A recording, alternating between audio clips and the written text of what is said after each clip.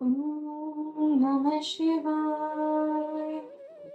उनके बालों से बहने वाले जल से, जिनका कंठ पवित्र है, जिनके गले में सांप एक माला की तरह लटका हुआ है, जिनके डमरू में डमट डमट का नाद हो रहा है, शिव प्रचंड तांडव कर रहे हैं, वे हमें संपन्नता प्रदान करें। गंगा की धारा से युक्त जिनकी लंबी जटाएं घूम रही हैं, उनके बालों की लटें लहरों की भांति लहरा रही हैं, जिनका मस्तक दीप्तिमान है, जिस पर धगत धगत की आवाज करती हुई अग्नि विराजित है, जिस मस्तक के शिखर पर चंद्र सुशोभित है, ऐसे शिव का तांडव प्रतिक्षण मेरे मन में आनंद उत्पन्न करता रहे। पर्वतराज हिमालय की पुत्री पार्वती जिनकी अर्धांगिनी है, जिस तांडव से सारा संसार कांपने लगता है, उसकी सूक्ष्म तरंगे मेरे मन में सुख की लहरें उत्पन्न कर रही हैं।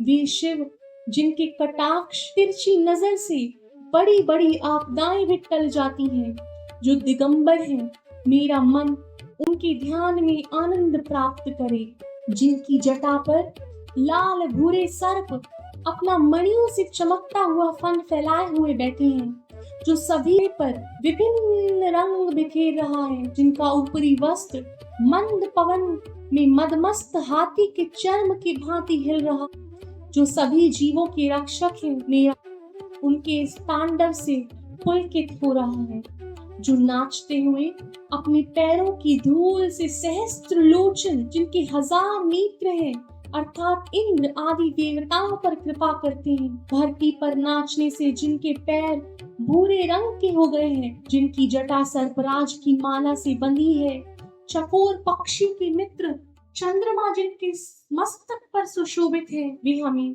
संपन्नता प्रदान करें, जिनके ललाट पर अग्नि की चिंगारी जल रही है और अपनी दीप्ति फैला रही है। इस अग्नि ने कामदेव के 5 तीरों को नष्ट कर कामदेव को भस्म कर दिया, जो अर्धचंद्र से सुशोभित है। उनकी जटाओं में स्थित संपदा हमें प्राप्त हो। उनके कराल डरावनी मस्तक के तल पर धगत धगत की ध्वनि करती हुई अग्नि जल रही है, जिसने 5 तीर वाले कामदेव को नष्ट कर दिया था। तांडव की गर्दन ताल से धरती, जो कि पर्वत पुत्री पार्वती का ही अंश है, कि वक्ष पर सजावटी रेखाएं खिंच गई हैं। मेरा मन त्रिनेत्रधारी शिव के इस तांडव से अत्यंत प्रसन्न है। महान तांडव के स्पंदक शिव की गर्दन बादलों की परतों से ढकी अमावस्या की अर्धरात्रि की तरह काली है। हे गंगा को धारण करने वाले, हे गज चर्म पहनने वाले, हे अर्धचंद्रधारी, हे सारे संसार का भार उठाने वाले भगवान शिव, हमें प्रसन्नता प्रदान करें, संपदा प्रदान करें, संपन्नता प्रदान करें। ब्रह्मांड की काली चमक हलाहल विष उनके गले में नीले कमल की तरह प्रतीत हो रहा है और करधनी की भांति प्रतीत हो रहा है, जिसे उन्होंने स्वयं रोक रखा है। जिन्होंने स्मर अर्थात कामदेव और त्रिपुरासुर का अंत किया, जो सांसारिक बंधनों को नष्ट करते हैं, जिन्होंने दक्ष, अंधकासुर और गजासुर को विदीर्ण किया और यम को पराजित किया था, मैं उन्हीं शिव की पूजा करती हूँ। वे सभी की संपन्नता के लिए कभी न कम होने वाले मंगल के भंडार हैं, सभी कलाओं के स्रोत हैं। कदम्ब के फूलों से आने वाली शहद की सुगंध के कारण उनके चारों ओर मधुमक्खियां घूमती ही रहती हैं। जिन्होंने स्मर अर्थात कामदेव और त्रिपुरासुर को नष्ट किया, जो सांसारिक बंधनों से मुक्त करते हैं, जिन्होंने दक्ष, अंधकासुर और गजासुर का अंत किया और यम को पराजित किया, मैं उन शिव की पूजा करती हूँ। उनकी भौएं आगे पीछे गति कर रही हैं, जो तीनों लोकों पर अपने स्वामित्व को दर्शाती हैं। उनकी गर्दन पर फुफकार मारते हुए सांप लौट रहे हैं।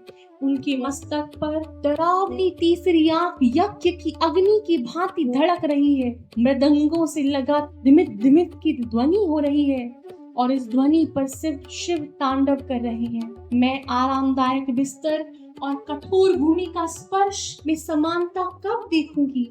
मैं मोतियों के हार और सर्पों के हार को समान रूप से कब देखूंगी? मैं मित्र और शत्रु में एक रूपता कब देखूंगी? मैं कब सुंदरता और कुरूपता को समान दृष्टि से देखूंगी? मैं कब सम्राट और सामान्य लोगों को एक रूपता से देखूंगी? मैं दृष्टि और आचरण की समानता से सदाशिव की पूजा कब करूंगी? मैं कब मन के पाप युक्त स्वभाव से मुक्त होकर गंगा के किनारे घने जंगलों की गुफाओं में दोनों हाथों को सर पर रखकर शिव जी की तपस्या में लीन रहूंगी? मैं कब नेत्रों के भटकाव से मुक्त होकर माथे पर तिलक लगाकर शिव की पूजा करूंगी?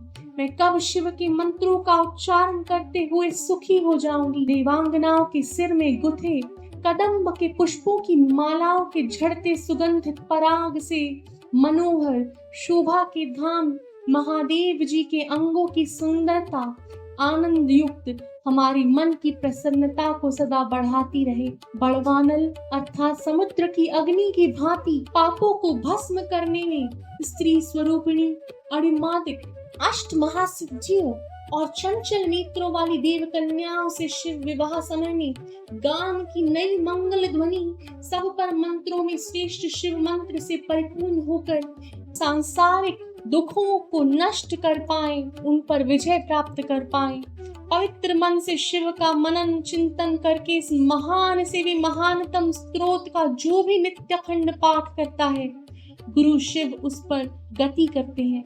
उस शिव की भक्ति उन्हें प्राप्त होती है। इस भक्ति को पाने का कोई दूसरा मार्ग नहीं है। शिव के मनन से ऐसे व्यक्ति का मोह नष्ट हो जाता है। शंभो की पूजा की समाप्ति के समय शाम को जो दशानन रावण के स्तोत्र का पाठ करते हैं, जो इस पूजा में दृढ़ रहते हैं, वे हाथी घोड़ों के रथ पर चलते हैं। संपन्नता दर्शाने के लिए देवी लक्ष्मी जी की कृपा उन पर बनी रहती है। श्री शंभु उन पर वरदान बनाए रखते हैं। बोलो भगवान भोलेनाथ और माता पार्वती जी की जय।